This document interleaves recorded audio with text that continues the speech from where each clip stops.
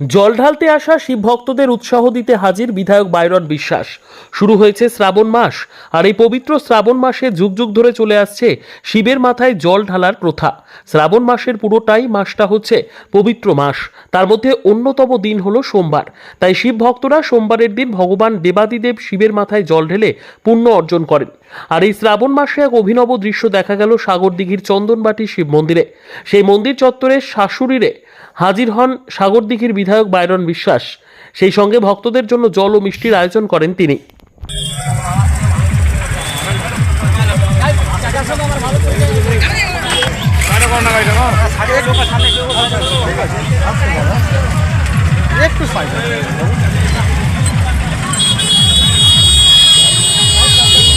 এদিকে দাদা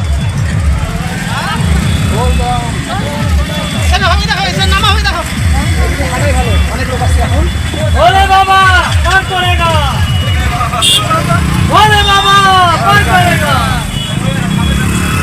भोले बाबा पार करेगा, भोले बाबा पार करेगा।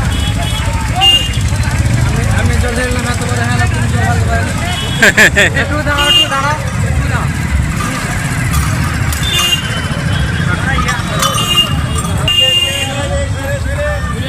দাদা আপনি পিছনে যান। আমার বিশেষ করে না দাদা দাদা দাদা একটু সাইড দিবেন। হ্যাঁ, কালকে স্যার 10টা পরে যাবো।